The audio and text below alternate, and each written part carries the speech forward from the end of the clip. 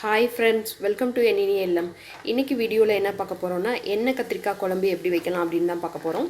வீடியோக்குள்ள போறதுக்கு முன்னாடி நீங்க இப்பதான் ஃபர்ஸ்ட் டைம் நம்ம சேனலை பார்க்கறீங்கன்னா சேனலை சப்ஸ்கிரைப் பண்ணிக்கோங்க. கூடவே பக்கத்துல இருக்க பெல் சிம்பலை கிளிக் பண்ணி அதுல ஆல்ன்ற ஆப்ஷனை கிளிக் பண்ணுங்க. அப்பதான் இந்த மாதிரி நியூ வீடியோஸ் போட்டா உங்களுக்கு உடனே நோட்டிஃபிகேஷன் வரும். வாங்க இப்போ நம்ம வீடியோக்குள்ள போயிரலாம். இப்போ நம்ம வந்து குழம்பு பண்ணுறதுக்காக பேன் வச்சாச்சு. இதில் ஒரு 4 டீஸ்பூன் அளவுக்கு நான் நல்லெண்ணெய் வந்து சேர்த்துக்கிறேன். அதுக்கடுத்ததான் நான் வந்து கத்திரிக்காயை இந்த மாதிரி ரொம்ப அடியில் வரைக்கும் கட் பண்ணிடாமல் கொஞ்சம் பாதி அளவுக்கு இந்த மாதிரி 4 வர மாதிரி கட் பண்ணி தண்ணியில் சேர்த்து வச்சுருக்கேன். இதை இப்போ இந்த எண்ணெயில் நம்ம வதக்கி எடுக்க போகிறோம். தண்ணியை நல்லா இந்த மாதிரி எடுத்துட்டு அதுக்கப்புறமா சேர்த்துக்கோங்க. எண்ணெய் கத்திரிக்காய் குழம்புன்றனால கொஞ்சம் வந்து எண்ணெய் தாராளமாகவே ஊற்றிக்கோங்க. கத்திரிக்காய் வந்து இந்த அளவுக்கு நிறம் மாறுற அளவுக்கு நம்ம வந்து வதக்கி எடுத்தாச்சு. இப்போ இதை ஓரமாக எடுத்து வச்சிடலாம். அடுத்ததாக அதே எண்ணெயிலேயே கடுகு உளுந்தம் பருப்பு சேர்த்துக்கலாம். கூடவே ஒரு 10 வெந்தயம் சேர்த்துக்கலாம். கருவேப்பிலை, கடுகு வந்து நல்லா பொரிஞ்சிருச்சு. இதில் நான் ஒரு பெரிய வெங்காயம் கட் பண்ணி வச்சுருக்கேன். இதை சேர்த்துக்கலாம். வெங்காயம் வதங்கிருச்சு. இப்போ இதில் நான் 2 பல்லளவுக்கு பூண்டு சேர்த்துக்கிறேன். அடுத்ததாக ஒரு பெரிய தக்காளி கட் பண்ணியிருக்கேன். இதை சேர்த்துடலாம்.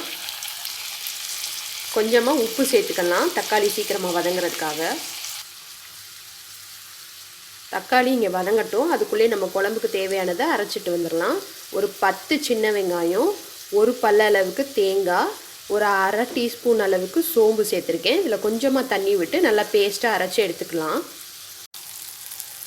தக்காளி நம்மளுக்கு நல்லா வந்து வதங்கிடுச்சு. இதில் நான் ஒரு 1/4 டீஸ்பூனுக்கு கொஞ்சம் கம்மியாக மஞ்சள் தூள் சேர்த்துருக்கேன். அரை டீஸ்பூன் அளவுக்கு தனி மிளகாய் தூள் சேர்த்துக்கோங்க. அடுத்ததாக நான் ஒரு 2.5 டீஸ்பூன் அளவுக்கு குழம்பு மிளகாய் தூள் சேர்த்துக்கிறேன். இது எப்படி அரைக்கணும்னு சொல்லி நம்ம சேனலில் வீடியோ இருக்குது. நான் டிஸ்கிரிப்ஷனில் லிங்க் கொடுக்குறேன், செக் பண்ணிக்கோங்க. எல்லா மசாலா ஐட்டமும் சேர்த்துட்டு நல்லா வந்து இந்த எண்ணெயிலே நல்லா வந்து பரட்டி விட்டுக்கலாம். அடுத்ததாக நம்ம வந்து ஒரு சின்ன லெமன் சைஸ் அளவுக்கு புளி எடுத்து கரைச்சி எடுத்து வச்சுருக்கேன். அதை சேர்த்துக்கலாம். இப்போது குழம்புக்கு தேவையான உப்பு சேர்த்துக்கலாம். இது நல்லா ஒரு கொதி வரட்டும். இந்த மாதிரி நல்லா ஒரு கொதி வந்தனும் நம்ம வந்து ஃபஸ்ட்டு வதக்கி வச்சுருந்தோம்ல அந்த கத்திரிக்காய் எல்லாத்தையும் இதில் சேர்த்துடலாம். இப்போது ஒரு மூடி போட்டுட்டு ஒரு 5 நிமிஷத்துக்கு வேக விட்டுறலாம். மீடியம் ஃப்ளேமில் வச்சுக்கோங்க. இப்போது ஒரு 5 மினிட்ஸ் ஆயிடுச்சு. நம்மளுக்கு நல்லா வந்து கத்திரிக்காயெலாம் நல்லா வெந்துருச்சு. குழம்புமே கொஞ்சம் வந்து நல்லா கெட்டியாயிடுச்சு. இப்போ இதில் நம்ம அரைச்சி வச்சுருந்தோம்ல தேங்காய், சின்ன வெங்காயம், சோம்பு, இதில் கொஞ்சமாக நான் தண்ணி மிக்ஸ் பண்ணியிருக்கேன். இதை வந்து உள்ளே சேர்த்துக்கலாம். தேங்காய் பேஸ்ட் சேர்த்துட்டு தேவையான அளவுக்கு குழம்புக்கு தேவையான அளவுக்கு நம்ம தண்ணி சேர்த்துக்கலாம்.